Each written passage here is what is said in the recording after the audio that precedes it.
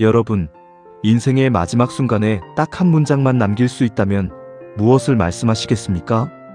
오늘 우리가 펼쳐든 요한복음 15장은 예수님께서 체포되시기 불과 몇 시간 전 겟세마네로 가는 길 위에서 제자들에게 주신 마지막 유언입니다. 제자들은 그 밤이 인류 역사를 바꿀 밤이라는 사실을 꿈에도 몰랐을 것입니다. 하지만 예수님은 아셨습니다. 이제 곧 제자들이 뿔뿔이 흩어지고 절망의 구렁텅이에 빠질 것을 말이죠.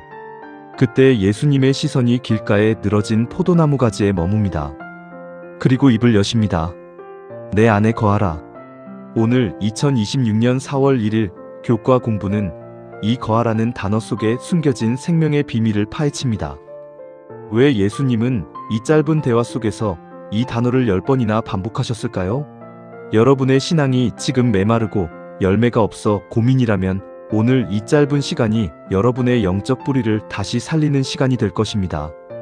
제1부, 거함의 신비, 노력인가 연결인가?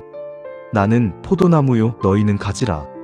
이 비유는 너무 익숙해서 우리가 그 깊이를 놓치기 쉽습니다. 여러분, 가지가 열매를 맺기 위해 밤새도록 끙끙대며 힘을 쓰는 걸 보신 적 있나요? 가지가 하는 일은 단 하나입니다. 나무 줄기에 찰딱 붙어 있는 것입니다. 예수님은 우리가 무엇을 해야 한다고 말씀하시기 전에 먼저 거해야 한다고 말씀하십니다. 여기서 거하다는 말은 헬라어로 메노, 즉 머물다, 살다, 떠나지 않다는 뜻입니다. 엘렌 화이트는 교회 증언 5권 229페이지에서 기가 막힌 표현을 썼습니다. 가지의 섬유질은 포도나무의 섬유질과 거의 동일하다. 여러분, 소름 돋지 않습니까? 우리가 주님 안에 거하면 주님의 생명 에너지가 우리 혈관 속에 흐르게 된다는 뜻입니다.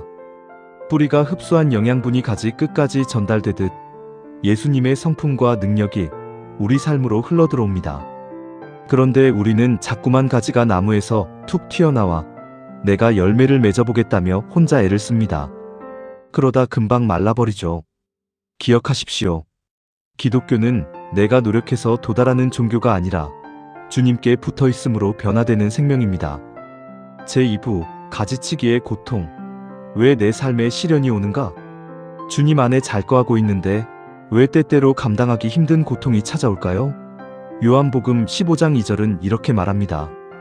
무른 열매를 맺는 가지는 더 열매를 맺게 하려 하여 그것을 깨끗하게 하시느니라. 포도원 지기이신 하나님은 가끔 날카로운 전정 가위를 들고 우리 삶을 찾아오십니다. 열매를 맺지 않는 가지는 아예 쳐내시지만 열매를 맺고 있는 가지조차 더 많은 열매를 위해 가지치기를 하십니다.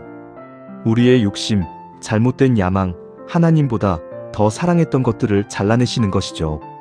이 과정은 아픕니다. 주님, 저 주님 안에 잘 거하고 있는데 왜 이런 시련을 주시나요?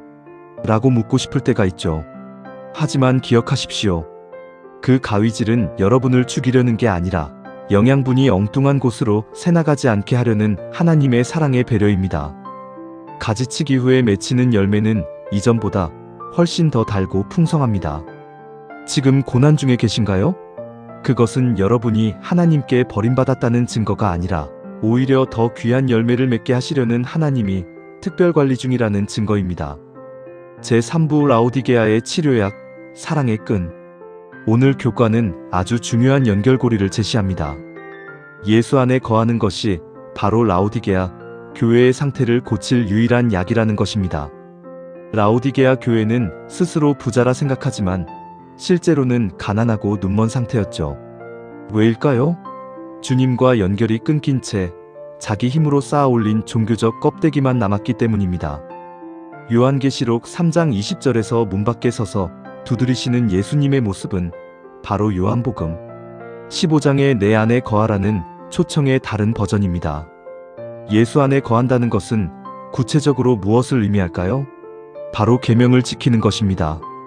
그런데 이 계명은 우리를 옥죄는 무거운 짐이 아닙니다. 요한일서 5장 3절 말씀처럼 주님을 사랑하는 사람에게는 계명이 결코 무겁지 않습니다. 사랑하는 사람의 부탁을 들어주는 것이 즐거움이듯 예수님의 사랑 안에 푹 잠긴 사람은 그분의 뜻을 행하는 것이 최고의 기쁨이 됩니다. 아버지께서 나를 사랑하신 것 같이 나도 너희를 사랑하였으니 나의 사랑 안에 거하라. 이 사랑이야말로 우리를 주님께 묶어주는 가장 강력한 끈입니다. 이 사랑을 깨닫는 순간 라오디게아의 미지근함은 뜨거운 열정으로 바뀝니다. 결론입니다. 오늘 당신의 수액은 어디서 공급받습니까? 말씀을 정리하겠습니다. 오늘 우리는 겟세마네로 가시는 예수님의 마지막 당부를 들었습니다. 가지는 나무를 위해 봉사하는 게 아닙니다. 가지는 그저 나무로부터 받는 존재입니다. 여러분, 오늘 하루 무엇을 얻기 위해 이리저리 뛰고 계십니까? 세상이라는 마른 땅에서 수분을 찾으려 애쓰고 계시지는 않나요? 오늘 다시 포도나무이신 예수님께 여러분의 마음을 단단히 고정하십시오. 주님과 연결된 섬유질을 확인하십시오. 우리가 주님 안에 거할 때 세상이 줄 수 없는 큰 기쁨이 우리를 채울 것입니다. 그리고 여러분의 삶에는 하나님께 영광을 돌리는 아름다운 성품의 열매들이 저절로 맺힐 것입니다. 기도하겠습니다. 포도나무 되시는 주님, 우리는 주님을 떠나서는 아무것도 할 수 없는 연약한 가지들입니다. 우리 속에 자라나는 이기심과 불신의 가지들을 제하여 주시고 오직 주님의 사랑의 수액만을 받아먹게 하옵소서. 고통스러운 가지치기의 순간에도 주님의 손길을 신뢰하게 하시고 영원까지 이르는 풍성한 열매를 맺게 하옵소서. 예수 그리스도의 이름으로 기도합니다. 아멘.